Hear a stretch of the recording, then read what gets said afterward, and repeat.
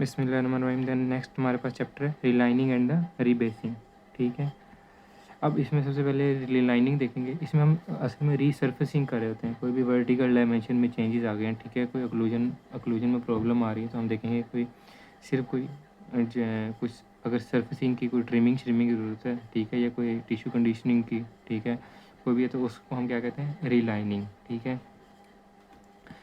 Then अगर कोई पूरी बेस में ही कोई इशू आ रहा है, ठीक है, जिस बेस के ऊपर हम जो आर्टिफिशियल टीथ होते हैं, ठीक है, वो हमने लगाए होते हैं, तो अगर उसी में कोई मसला आ रहा है तो देन हम उसको प्रोसेस को क्या करेंगे, रीबेसिंग। ठीक है, जिसमें हम बेस चेंज कर रहे हैं। ठीक है, अब इनके लिए कुछ इंप्रेशन मटेरियल्स यूज़ होते हैं। ठीक है, अब रिलाइनिंग या रीबेसिंग के लिए उनमें एक मेटेलिक ऑक्साइड है, रबर बेस है, सिलिकॉन पेस्ट है, टिश्यू कंडीशनर्स हैं, माउथ टेम्परेचर वैक्स है। ठीक है, ये कुछ हैं जो इंप्रेशन के लिए हम लेते हैं कि फिर उनसे हमें जो माइनर चेंजेस हमने करनी होती हैं रिलाइनिंग के लिए या मेजर चेंजेस रीबेसिंग के लिए, वो हमें पता चल जाती हैं। ठीक है, देन कुछ टेक्निक्स होती हैं, वो हम टेक्निक्स देखते हैं कि कौन सी कंडीशन में कौन सी हम यूज़ करते हैं। जैसे रेजिडुअल रिज है, अगर तो उसकी जो मिकोजा है वो रेजिलियंट है, ठीक है, देन हम क्लोज या open mouth selective pressure technique कोई भी यूज़ कर सकते हैं। ठीक है, इन दोनों में से कोई भी यूज़ कर सकते हैं, बट अगर फ्लैपी टिश्यू है देन हम ओपन माउथ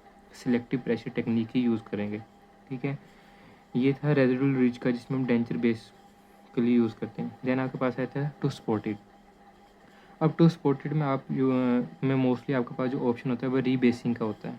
ठीक है, टू स्पॉट में आपका पास और रीबेसिंग की जो मोस्टली रीज़न होती हैं वो क्योंकि जो बेस होती है वो अनहाइजेनिक या कोई उसमें एस्थेटिकली अनसाइटली होती है। ठीक है, या पेशेंट कोई डिस्कम्फर्ट फील कर रहा है तो उसमें हम रीबेसिंग करते हैं। अब जो रीबेसिंग के लिए टू स्पॉटेड डेंचर के लिए हम टेक्निक यूज़ करते हैं, वो आपके पास होती है mostly close mouth impression technique, ये आपके पास होती है इंडिकेटेड टेक्निक। ठीक है, देन डेंचर माउस में हम डेंचर एक्सटेंशन बेस में हम कौन सा यूज़ करते हैं, ओपन माउथ।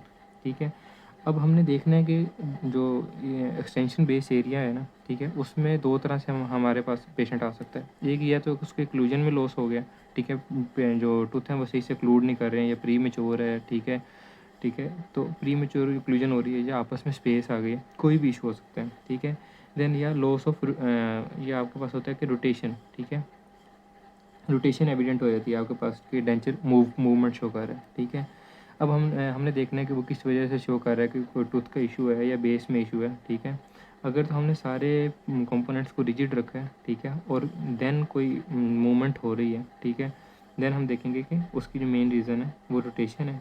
ठीक है, जिसकी वजह से पेशेंट आया, और तब हम जो है रिबेसिंग या रिलाइनिंग की तरफ जाएंगे, ये एक मेन रीज़न है। ठीक है, बट अगर कोई ओक्लूजन का लॉस हुआ है तो हम देखेंगे कि हम टूथ के ऊपर कोई मटेरियल यूज़ करके उनको क्लूड आपस में करवा दें। ठीक है, कि एक्सट्रूजन हो गई अपोजिट आर्च की, ठीक है, या इंट्रूजन हो गई किसी वजह से।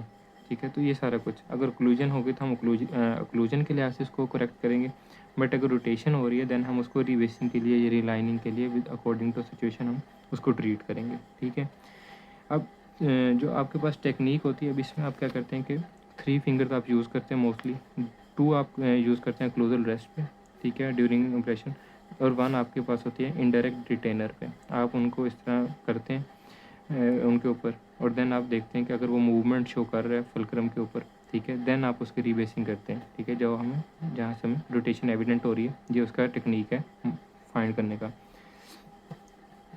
देन हम देखेंगे कि अगर हमें जो ओरिजिनल ओक्लूजन रिलेशन है उसी को मेंटेन रखेंगे 2 कंडीशन में। ठीक है, 2 तरह से वो रिलेशन एक्यूरेट रह सकता है। एक तो आपका लैब वर्क एक्यूरेट होना चाहिए, और आपकी जो है जो ऑपोजिट टीथ है वो ये एक्सट्रूड या माइग्रेट ना किए।